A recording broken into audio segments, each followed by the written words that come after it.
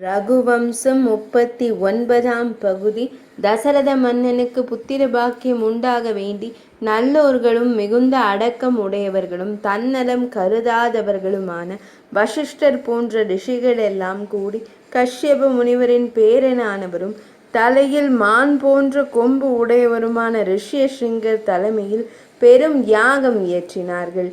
கோசல நாட்டில் இந்த யாகம் நடக்கும் பொழுது புலஸ்திய ரிஷியின் வம்சத்தில் வந்தவரான இலங்கை வேந்தன் ராவணனின் பெரிய கொடுமைகளை தாங்க முடியாத தேவர்களெல்லாம் கடும் வெயிலினால் வருந்தும் வழிபோக்கர்கள் நல்ல நிழலை தரும் மரத்தடியினை அடைவது போல் பகவான் ஸ்ரீ மகாவிஷ்ணுவின் திருப்பாதங்களில் சரணடைந்தார்கள்.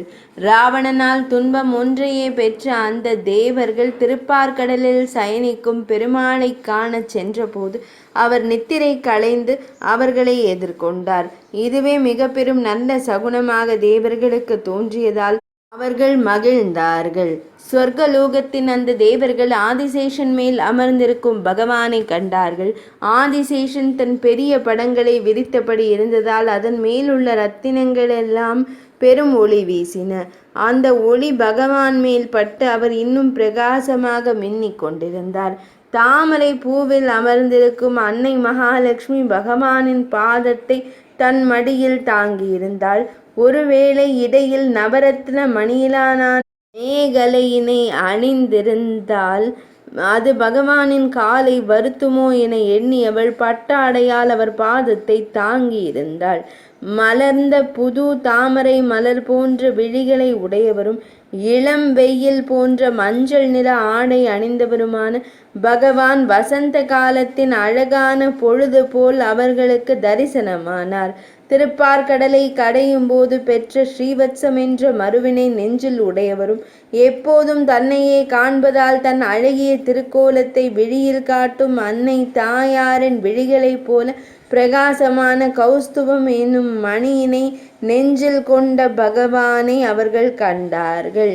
பெரும் தோள்களுடன் அங்கு அவர்களுக்கு காட்சியளித்த பகவான் திருப்பார்கடல் நடுவே கிளை பரப்பி நின்ற தெய்வீக பாரிஜாத மரம் போல் அமர்ந்திருந்தார். அம்மரம் போலவே கேட்கும் அத்தனை வரங்களையும் தருபவராக அவர் புன்னகைத்து கொண்டிருந்தார். சுதர்சனம் எனும் சக்கரம், கௌமோதகி என்ற கதை, நந்தகம் எனும் வாள், சார்ங்கம் எனும் வில், பாஞ்சஜன்யம் எனும் சங்கம் ஆகிய ஐந்தும் உயிருள்ளவையாக நின்று பகவானின் புகழை பாடிக்கொண்டிருந்தன. இவைகள் ஐந்தும் அரக்கர்களின் மனைவியர் துயருற்று வாடும்படி மதுவால் சிவந்த கன்னங்கள் கலையிழந்து போகும்படி அவர்கள் கணவர்களை அழித்து போட்டவை எனும் வகையில் எப்போதும் மிக பலமானவை. பகவானுக்காக ஆதிசேஷன் எனும் நாகத்திடம் தான் கொண்ட ஜென்ம பகையினை ஒழித்தவனும் தேவேந்திரனின் வஜ்ராயுதத்தால் தாக்கப்பட்ட தழும்பை உடையவனும் கர்வம் ஒழிக்கப்பட்டு எப்போதும் கூப்பிய கரங்களுடன் பகவானுக்கு சேவை செய்யும் கருடாழ்வாரால் சுமக்கப்படும் பகவானை கண்டார்கள். யோக நித்திரை நீங்கி தெளிவான முகத்தினை கொண்ட பகவானிடம் அவரின் நிம்மதியான சுகமான உறக்கம் குறித்து விசாரிக்கும் பிருகு முதலான முனிவர்களிடம் குளிர்ந்து புன்னகைக்கும் அந்த பகவானை கண்டார்கள். அசுரர்களை ஒழித்து தங்களை காக்கும் பகவானை கண்டு தேவர்கள் திருவடி பணிந்து எழுந்தார்கள். அசுரர்களை ஒழித்து தங்களை காக்கும் பகவானை கண்டு தேவர்கள் மீண்டும் மீண்டும் வணங்கினார்கள், பணிந்தார்கள்.